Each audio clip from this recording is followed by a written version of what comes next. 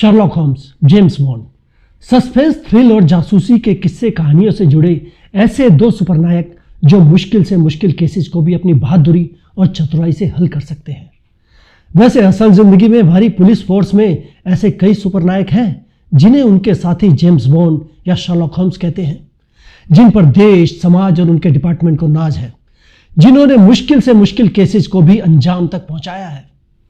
खाकी ऐसे ही कई जाबाज और बुद्धिमान पुलिस वालों की वास्तविक कहानियों पर आधारित एक सीरीज है जिसकी हर कड़ी भारतीय पुलिस के ऐसे ही एक नायक पर बेस्ड होगी। इस कड़ी में पहले सुपरनायक है जम्मू कश्मीर पुलिस के मरहूम सब इंस्पेक्टर अल्ताफ अहमद डार। श्रीनगर में लगभग 100% और जम्मू कश्मीर में मिलिटेंट्स के खिलाफ हुए 33% ऑपरेशंस में जिनका हाथ रहा है, जो नाम आतंकवादियों के आकाओं की हिट लिस्ट में सबसे ऊपर था, जिसके कारण जम्मू कश्मीर से हिजबुल मुजाहिदीन का लगभग पूरा नेटवर्क साफ हो गया था, जिसके कारण 10 लाख का इनामी अलगाववादी मसरत आलम पकड़ा जा सका, जिसने कश्मीर वैली में हुए मर्डर जैसे अनेक संगीन अपराधों को हल किया है, जिसकी वजह से ही मिलिट्री मॉड्यूल चला रहा पुलिसमैन अब्दुल राशिद शैगुन बेनकाब हो पाया। जुनैद उल इस्लाम के प्रवक्ता मुजफ्फर अहमद डार, हिजबुल टॉप कमांडर हनीफ खान और परवेज मुशर्रफ जैसे बड़े आतंकवादियों का पुलिस सफाया कर पाई। ऐसी हर कामयाबी के पीछे एक नाम हमेशा रहा है जम्मू कश्मीर के सब इंस्पेक्टर अल्ताफ अहमद डार का, जिनके सॉल्व केसेस ना सिर्फ पुलिस स्कूल में कोर्सेज का हिस्सा बने हैं, बल्कि NAI जैसी संस्थाओं के इन्वेस्टिगेशन ऑफिसर्स भी आतंकवादियों से जुड़े केसेस में अल्ताफ से सिर्फ मदद ही नहीं बल्कि सलाह लेते रहे थे। देश के इस सिपाही के जीवन से जुड़ा बस एक ही पहलू हर भारतीय के जीवन को छलनी करता है, और वो है आज अल्ताफ का हमारे बीच ना होना। कुछ हमारे बीच है तो बस 13 साल की उनकी सर्विस के दौरान की अनेकों कामयाबियां। देश का इकलौता पुलिस सब इंस्पेक्टर जिसे Z+ की सिक्योरिटी मिली थी, इसे कभी काम चोरी के आरोप में ट्रांसफर की सजा मिली थी। यहां कहानी फ्लैशबैक में जाती है जिसमें भटमालू पुलिस स्टेशन में घटी सालों पुरानी घटना सामने आती है, जहां अल्ताफ असिस्टेंट मुंशी की पोस्ट पर पोस्टेड है। यहां के थाने से एक अपराधी फैयाज कोबरा जो सेडोमी के चार्जेज में बंद था, वहां से भाग निकलने में कामयाब हो गया है। अब थाने में किसी पर तो गाज गिरनी ही थी, सो सबसे जूनियर होने के कारण अल्ताफ को ही इसकी सज़ा मिलती है और उसे SP ऑफिस में ट्रांसफ़र कर दिया जाता है। अल्ताफ के लिए यह सज़ा नहीं बल्कि एक वरदान साबित हुई, जिसके कारण कश्मीर से हिजबुल और जैश-ए-मोहम्मद के बुरे दिन शुरू हो गए। SP उत्तम चंद के ऑफिस में अल्ताफ ने मोबाइल इंटरसेप्शन देखा तो खुद भी खूब इंटरेस्ट लेने लगा।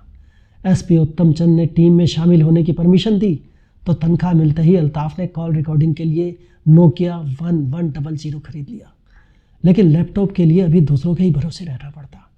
डिप्टी SP फारूक साहब सारा दिन अपने लैपटॉप के लिए तरसते रहते। 1800 रुपये में भला वो कैसे लैपटॉप अफोर्ड कर सकता था।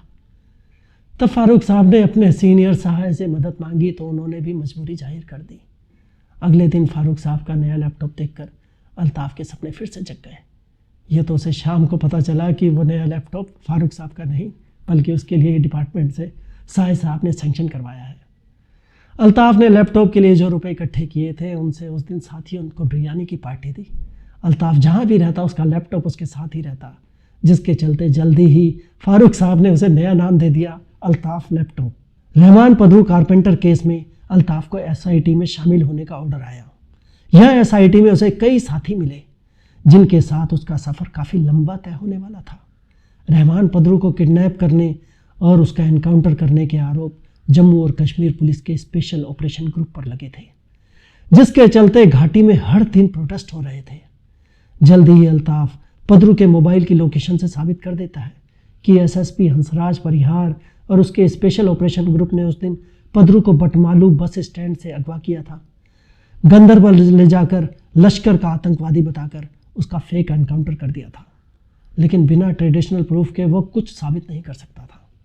तब ऑपरेशन में शामिल एक जवान को शब्बीर और अल्ताफ साथ देने के लिए कन्विंस कर लेते हैं।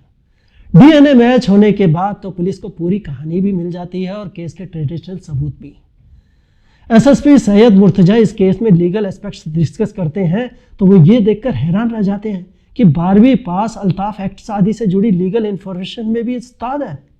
अल्ताफ को अब ऑपरेशन में ट्रांसफ़र कर दिया गया है। यहाँ वो सभी पुराने साथी भी हैं जो परयार केस में उसके साथ एसआईटी का हिस्सा थे। अल्ताफ पदरू के घर उसके परिवार से मिलने जाता है, जहां हुर्रियत नेता फजर हक की संस्था ने पदरू के अनाथ बच्चों की देखभाल करने की जिम्मेदारी ली हुई है और नाजिया इस संस्था की तरफ से उनकी देखभाल भी कर रही है। नाजिया को जब पता चलता है कि अल्ताफ पुलिस में है तो झगड़ने और लताड़ने लगती है। आसपास के कई लोग भी अल्ताफ को मारने पर उतारू हो जाते हैं। नाजिया सच जानने को फजर हक को फ़ोन करती है तो वो तो अल्ताफ की तारीफ में कसीदे पढ़ने लगते हैं। उनके अनुसार एसआईटी के ही कारण पदरू को इंसाफ मिल सका है। एसआईटी चीफ को अल्ताफ के फंसने की खबर मिलती है तो वो एक टीम लोगों को समझाने के लिए भेजते हैं। अल्ताफ को बचाने के लिए सुखपाल और शब्बीर पहुंचते हैं तो उल्टे अल्ताफ को लोगों का प्यार पाते देखते हैं। वापस आते हुए शब्बीर और सुखपाल नाजिया को लेकर अल्ताफ की खूब टांग खींचते हैं। परयार केस से जैसे सेपरेटिस्ट लीडर्स को संजीवनी मिल गई है, उनका विरोध सज्जो साबित हो गया। इससे भी पुलिस मुश्किल में आ गई है। लेकिन वहीं फजर हक कुरैशी जैसे लीडर्स भी हैं जो इसमें पुलिस की तारीफ करते हैं। आखिर जम्मू कश्मीर पुलिस के ही कारण तो ये सच सामने आ पाया था। कॉल इंटरसेप्शन से अल्ताफ को एहसास हो जाता है कि कई आईएसआई और अलगाववादी नेता फजर हक को नापसंद करने लगे हैं। उनके अनुसार फजर हक कश्मीर की लड़ाई को कमज़ोर कर रहे हैं। अल्ताफ नाजिया को इस बारे में बताता है तो वो भी फजर साहब के लिए फिक्रमंद हो उठती है। तभी उन्हें खबर मिलती है कि फजर हक साहब पर टेररिस्ट अटैक हो चुका है। अल्ताफ अपने सोर्सेज से पता लगाता है कि एक सिविलियन नाजिर अहमद लोन की हत्या में भी वही वेपन्स यूज हुए थे जो फजर हक अटैक में यूज हुए थे। जल्दी ही मोबाइल लोकेशन और पूछताछ से एक मौलाना के बारे में पता चलता है। शब्बीर, अल्ताफ और सुखपाल मौलाना से पूछताछ करते हैं तो एक खौफनाक प्लान सामने आता है। हिजबुल मुजाहिदीन ने कीरी से 16 नामी लोगों की हत्या करके अपनी ऑर्गेनाइजेशन को दोबारा जिंदा करने का प्लान बनाया है ताकि आने वाले इलेक्शन प्रोसेस से लोगों को दूर रखा जा सके। फजर की हत्या की कोशिश भी उन्हीं में से एक है। ये तीनों दिन रात इंफॉर्मेशन निकालने में लग जाते हैं। अपराधी भी इनसे ज़्यादा दूर नहीं है, वो तो खुद इनके आसपास अपना काम करने का मौका ढूंढ रहा है। इन्हीं दिनों अल्ताफ के निकाह की भी तैयारी चल रही है। संयोग से अल्ताफ के घर वालों के पास नाजिया का ही रिश्ता आता है। दोनों एक दूसरे को देखकर चौंकते हैं, जबकि सुखपाल और शब्बीर को लगता है कि अल्ताफ ने ही कोई सिग्नल मिलाया है जिसके बारे में वो उन्हें भी नहीं बताना चाहता। वैसे ये तो सुखपाल और शब्बीर भी जानते हैं अल्ताफ काम के अलावा कुछ और सोचता कहाँ है। अल्ताफ तो पूरी तरह अपने असाइनमेंट में लगा है और नाजिया उसका फ़ोन आने के इंतज़ार में। अल्ताफ ने अब एक ऐसा सॉफ्टवेयर बना लिया है जो स्विच ऑफ मोबाइल को भी ट्रैक कर सकता है। ये बात अलग है कि ये सॉफ्टवेयर कई बार उन्हें धोखा भी दे चुका है। भले ही बाकी का इस सॉफ्टवेयर पर भरोसा खत्म हो चुका हो, लेकिन अल्ताफ को इस पर पूरा भरोसा है। टेररिस्ट की खबर तो नहीं मिलती, लेकिन कोई और मिल गया है। अल्ताफ की ज़िंदगी में उसकी पत्नी नाजिया आ गई है और ये साहेब सुहागरात पर भी पत्नी की बजाय टेररिस्ट को ही एक्सप्लोर कर रहे हैं। खैर, नाजिया भी बुरा नहीं मानती। एक दिन मोबाइल सिग्नल अल्ताफ को एक घर में हिजबुल कमांडर हनीफ खान के होने की इन्फॉर्मेशन देते हैं।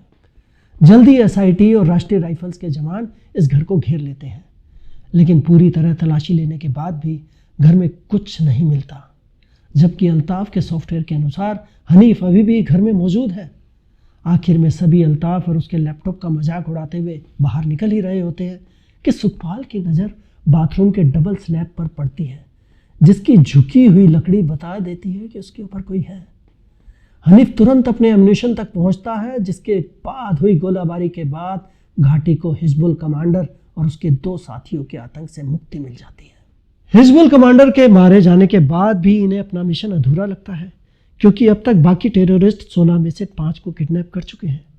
हनीफ के मोबाइल से मिली जानकारी जल्दी ही टीम को आउटस्कर्ट्स में एक मस्जिद तक पहुंचा देती है, जिसमें हिजबुल के 6 टेररिस्ट ने 5 सिविलियन को किडनैप करके रखा हुआ है। मौलाना से परमिशन लेकर राष्ट्रीय राइफल्स और जम्मू कश्मीर पुलिस की टीम तुरंत ही आंसू गैस के हथगोले फेंकते हुए मस्जिद में घुस जाती है। 2 टेररिस्ट मारे जाते हैं, 3 भागते हुए पकड़े जाते हैं, जबकि आखिरी लापता हो गया है। सुखपाल और शब्बीर बाहर आते हैं तो अल्ताफ उन्हें बताता है कि आखिरी टेररिस्ट अभी भी मस्जिद में ही है। एक बार फिर मस्जिद की तलाशी ली जाती है। सुखपाल मीनार के अंदर जाने को बढ़ता है तो अचानक ही गोलीबारी शुरू हो जाती है, जिसमें राष्ट्रीय राइफल्स का एक पर्सनल शहीद हो जाता है। मीनार में आंसू गैस का गोला दागा जाता है, जिसके बाद खांसते हुए आखिरी टेररिस्ट को भी हाथ उठाकर बाहर आना पड़ता है। वो तो सरेंडर कर देना चाहता था, लेकिन तभी कहीं से एक गोली आती है और वो भी वहीं ढेर हो जाता है। अल्ताफ जानता है कि बुलेट का सोर्स जानकर कोई फायदा नहीं होगा। अगले कुछ दिनों तक हिजबुल के कई मिलिटेंट्स पकड़े जाते हैं। इनमें मुजफ्फर डार, परवेज मुशर्रफ, गाजी मिसबाह जैसे कई बड़े नाम भी हैं। हिजबुल की बुरी तरह कमर टूट चुकी है। लगता है कि अब कश्मीर में शांति आ गई है, लेकिन यह सब तूफान से पहले की शांति है। हिजबुल को ख़त्म होते देख आईएसआई ने भी अपना तरीका बदल लिया है। उसके 2 इक्के इसके लिए चुपचाप अपना ग्राउंड बनाने में लगे हैं। इनमें से एक है जम्मू कश्मीर पुलिस में ही कांस्टेबल के पद पर तैनात शाइगन, जिसे 2002 में हाई कोर्ट के ऑर्डर पर पुलिस फोर्स में वापस ले लिया गया था। दूसरा मसरत आलम, जो कश्मीर में टेररिज्म को दोबारा जिंदा देखना चाहता है। पुलिस में होने के कारण शाइगन को पुलिस के सारे पैतरे समझ आ गए हैं, जबकि मसरत आलम को आईएसआई पूरी तरह ट्रेन कर चुकी है। एक टीनेजर तुफैल मट्टू की हत्या हो जाती है तो उसके जनाजे में मसरत उसकी मौत का आरोप फोर्सेज पर लगाता है। इतना ही नहीं, जनाजे के दौरान वो खुद भी पुलिस पर पत्थर फेंकता है तो दूसरे लड़कों को भी इसके लिए उकसाता है। जल्दी ही वहाँ भगदड़ मच जाती है। यहीं से कश्मीर में नए तरह के टेररिज्म शुरू हो जाता है, जिसमें 100 से ज़्यादा लोग मारे जाते हैं। कई युवक अपनी आंखें खो देते हैं। मसरत को पता है कि पुलिस किस तरह से उसका पता लगा सकती है, इसलिए वो मोबाइल से पुलिस को गुमराह करता है। मसरत किसी भी सिविलियन के फ़ोन से अपना काम करके निकल जाता है। पुलिस उस सिविलियन को पूछताछ के लिए अरेस्ट करती है तो लोगों में एक गलत संदेश जाता है। अल्ताफ और उसकी टीम की हर खबर गलत निकलती है। एक बार लगने लगता है कि अल्ताफ के तरीके मसरत के सामने बेकार हैं। तब अल्ताफ भी साइलेंटली सिर्फ कॉल्स को मॉनिटर करने लगता है। पुलिस की तरफ से कोई एक्शन ना होता देख मसरत ने पुलिस को हारा हुआ मान लिया था और अपना ही फ़ोन से अपनी माँ को कॉल करने की गलती कर बैठता है। इधर अल्ताफ को पता चलता है और उधर आईएसआई को कि पुलिस को मसरत के बारे में पता चल चुका है। मसरत भागने की कोशिश करता है, लेकिन बीएसएफ रूटीन चेकिंग में एक छोटे से मामले में बिना पहचाने पकड़कर उसे वैन में बैठा लेती है। बीएसएफ की टीम को यह नहीं पता कि जिस जुनैद को उन्होंने वैन में बैठाया है वो 10 लाख का इनामी और उन दिनों का मोस्ट वांटेड टेररिस्ट है। मसरत फ़ोन पर अपने लड़कों को बीएसएफ की टीम पर पत्थरबाजी करने को, इकट्ठा होने को कहता है ताकि वो मौका पाकर भाग सके। यही गलती उस पर भारी पड़ जाती है, लेकिन अल्ताफ और पुलिस टीम अभी फॉर्मेलिटीज़ में ही फंसी है, जबकि लड़के वहाँ पहुंचकर बीएसएफ की टीम पर पत्थरबाजी करना शुरू भी कर चुके हैं। 2 लोगों की मदद से मसरत भागकर दूसरी वैन में चढ़ जाता है। यहाँ उसे पता चलता है कि वो अब बीएसएफ की दूसरी टीम की गिरफ्त में है, जिन्हें उसकी पहचान को लेकर कोई गलतफहमी नहीं है। श्रीनगर से अब हिजबुल भी खत्म हो चुका है तो पत्थरबाजी में भी कमी आ चुकी है। तभी एक दिन अल्ताफ के ही साथी इंस्पेक्टर शब्बीर पर कोई गोलियां चलाकर फरार हो जाता है। इस गोलाबारी में शब्बीर बुरी तरह घायल हो जाता है।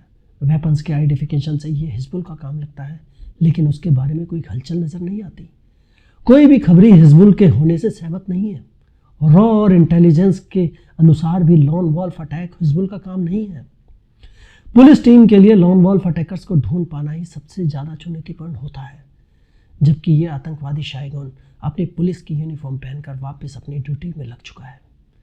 हॉस्पिटल में शब्बीर की डेथ हो जाती है। शाइगन के अगले निशाने हैं अल्ताफ और सुखपाल। दूसरी ओर अल्ताफ की खोज बार बार उसे एसपी ऑफिस बटमालू की ओर लेकर जाती है, जहां शाइगन की ड्यूटी सिक्योरिटी में है। कई बार अल्ताफ शाइगन के पास से गुजरता है, लेकिन ना तो शाइगन को मौका मिलता है, ना ही अल्ताफ को कोई और सबूत। शाइगन भी अपने पहले अटैक के बाद कई दिनों शांत रहता है। कई महीनों के बाद भी शाइगन पर किसी को भी शक नहीं होता। अब उसका डरा हुआ आत्मविश्वास फिर से जगने लगता है। अब उसे लगता है कि वो एक दिन बहुत बड़ा आतंकवादी बनेगा। तभी उसे पता चलता है कि rural development minister Ali Mohammad Sagar उस क्षेत्र में आने वाले हैं। लॉन वॉल्फ अटैक के बाद वहाँ कोई बड़ा हमला नहीं हुआ है, इसीलिए पुलिस भी लापरवाह है। लेकिन तब भी शाइगन का काम आसान नहीं है। 1 हफ्ते तक वो हर दिन इसकी रिहर्सल करता है। अब जिस दिन मिनिस्टर ने आना है, मुश्किलों को पार करते हुए वो वहाँ तक पहुँचता है। गोलियाँ चलती हैं, मिनिस्टर तो बच जाते हैं, लेकिन एक पुलिसमैन की मौत हो जाती है। शाइगन भी वहाँ से फरार हो चुका है। अब उसे जल्दी से अपनी ड्यूटी पर पहुँचना है। घटना स्थल पर पहुंचने के लिए निकलते हुए एसपी की नज़र शाहीगन की एब्सेंस पर जाती है, लेकिन वो पूछते उस शाहीगन उससे पहले ही पोस्ट पर पहुंच जाता है। लेकिन एक पुलिसमैन बशीर अहमद जानता है कि शाहीगन पिछले कई घंटों से अपनी जगह पर नहीं था। जल्दी ही एक दिन उसकी भी हत्या हो जाती है। घटना के बाद शाहीगन जल्दी से हथियार छुपाता है और अपनी यूनिफॉर्म और सरकारी राइफल्स के साथ तैयार होकर निकल जाता है। अल्ताफ और उसकी टीम फिर दिन रात एक करती है, लेकिन इस बार भी कोई रिजल्ट सामने नहीं आता। सुखपाल को शाहीगन की हिस्ट्री के बारे में पता चलता है। वो चुपचाप शाहीगन के घर की तलाशी लेता है, लेकिन उसे वहाँ कुछ भी संदिग्ध नहीं मिलता। सुखपाल सही जगह पहुँच पाता उससे पहले ही शाहीगन वहाँ आ जाता है। शाहीगन को आता देखकर सुखपाल छुप जाता है और मौका देखकर वहाँ से चुपचाप निकल जाता है। लेकिन सुखपाल ना घर पहुँच पाता है ना ही ऑफिस। अगले दिन पुलिस को सुखपाल की डेड बॉडी मिलती है, जबकि एसपी ऑफिस के बाहर पहरा दे रहे शाहीगन के चेहरे पर जीत की मुस्कान। सुखपाल के मोबाइल की लोकेशन से अल्ताफ को पता चल जाता है कि सुखपाल शहीद होने से पहले बटमालू एसपी ऑफिस के क्वार्टर्स में गया था। अल्ताफ ऑफिस के सभी लोगों से पूछताछ करता है, सभी की मोबाइल लोकेशन चेक करता है, लेकिन कुछ नहीं मिलता। अब शाहीगन की हिम्मत पूरी तरह बढ़ गई है। आईएसआई उससे बहुत खुश है। हिजबुल चीफ हर तरीके से उसकी मदद को तैयार है। आईएसआई और हिजबुल को आशा बन गई है कि शाहीगन अब जल्दी ही अल्ताफ को भी सुखपाल और शब्बीर के पास पहुंचा देगा, लेकिन उससे पहले उन्हें रेलवे और चुनाव के कामों को रुकवाना है। हिजबुल और आईएसआई की मदद मिलती है तो शाहीगन अब बड़े बड़े हमले करने से भी पीछे नहीं हटता। उसे सीआरपीएफ के काफिले के जाने की सूचना मिलती है तो काफिले पर गोलियां बरसाकर गायब हो जाता है। हाथ में राइफल ग्रेनेड आती है तो टेरिटोरियल आर्मी के कैंप पर ग्रेनेड दागकर उसे टेस्ट करता है। फिर उसी से ही चीफ सेक्रेटरीट पर ग्रेनेड दागकर निकल जाता है और फिर हर बार की तरह प्रेस को चिट्ठी भेजकर वापस अपनी जगह पर आ जाता है, जहां उसका साथी कहता है कि ये टेररिस्ट यहां आने की हिम्मत नहीं कर सकता।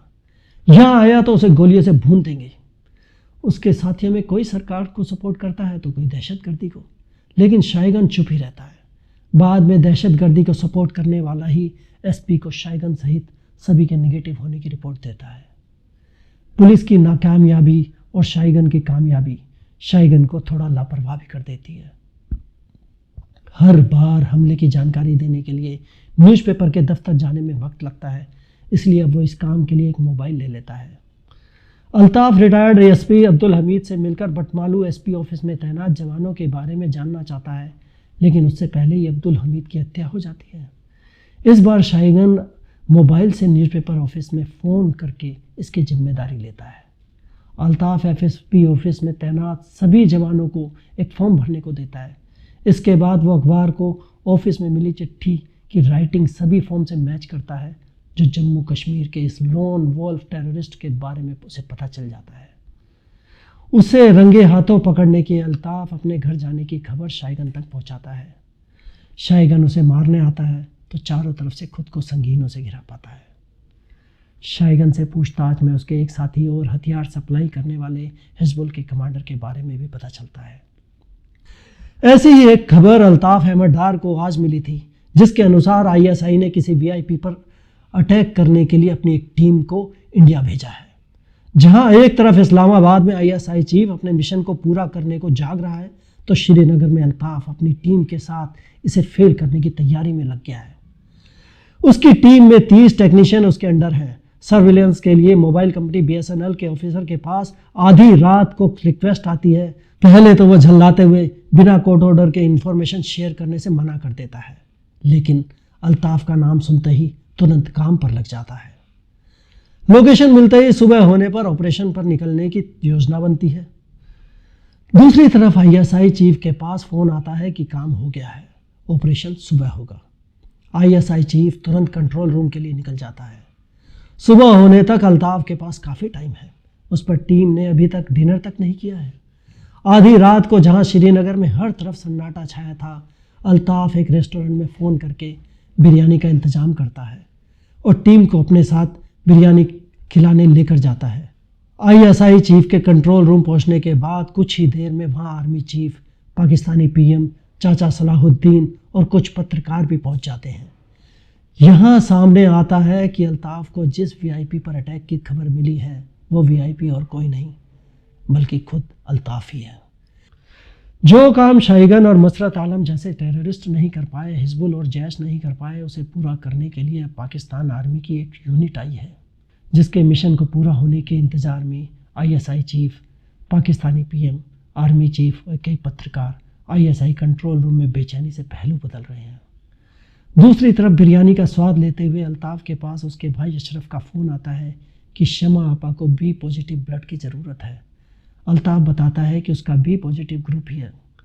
कल सुबह एक असाइनमेंट है, वो निपटा कर वो ब्लड डोनेट करने हॉस्पिटल पहुंच जाएगा।